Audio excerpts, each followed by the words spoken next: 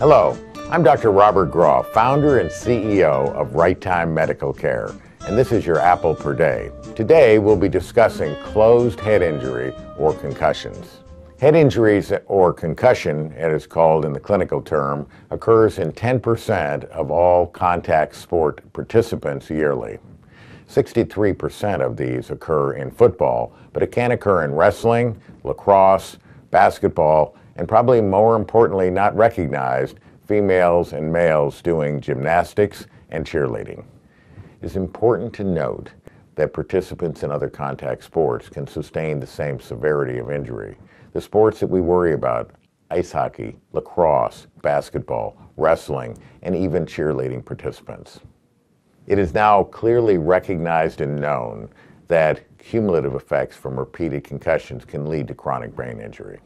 Over the years, people have always wanted to identify a test which could be used to identify a bruise or damage to the brain which correlates with the signs and symptoms of concussion.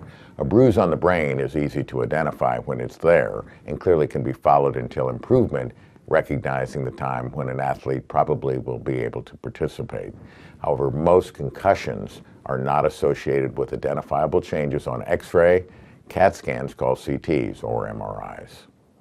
Differential clinical symptoms and signs are what we use as clinicians to identify a concussion. What are the signs? What are the symptoms?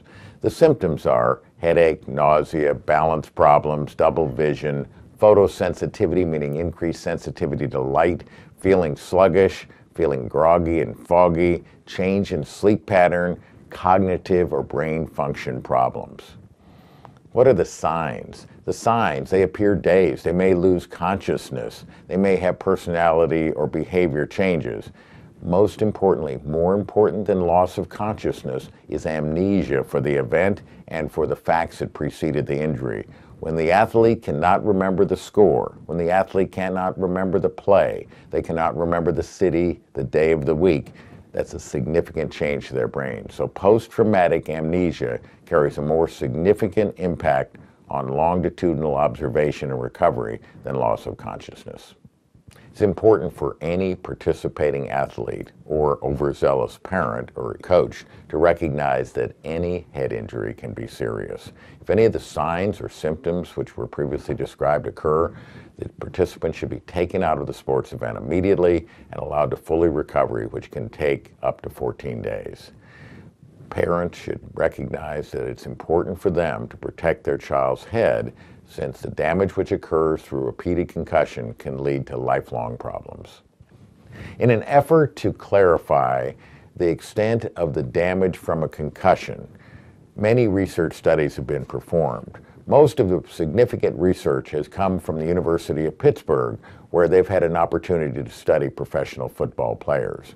These neuropsychological studies, which are performed before and serially in patients after head injury, have identified patterns which can correlate with protective processes which coaches and parents can follow.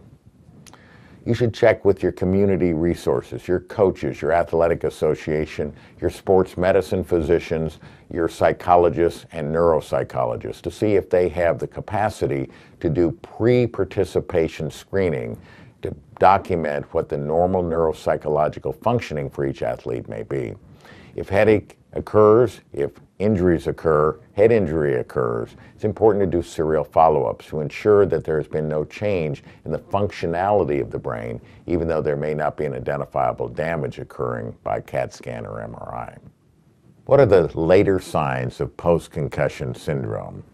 General fogginess, decreased processing speed, short-term memory loss, concentration deficit, irritability, depression, academic difficulties. If your child is suffering from these and they've had a head injury, it might be necessary to do some psychological testing to find out if there has been some persistent damage from a closed head injury. One of the most significant and worrisome events that occurs is the second impact syndrome.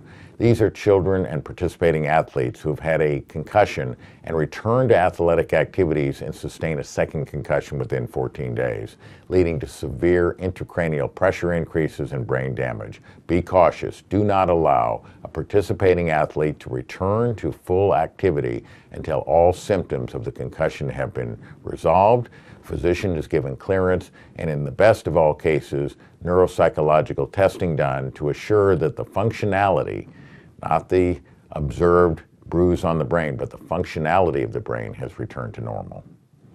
What is the value of neurocognitive testing? First of all, it establishes a baseline against which future injury can be measured. It also determines that safe period when an athlete could return to full activity. A parent has an obligation, as do coaches, to ensure that no brain injury occurs as a result of sustaining a closed head injury. Thanks for joining me. This has been your Apple Per Day. Stay healthy.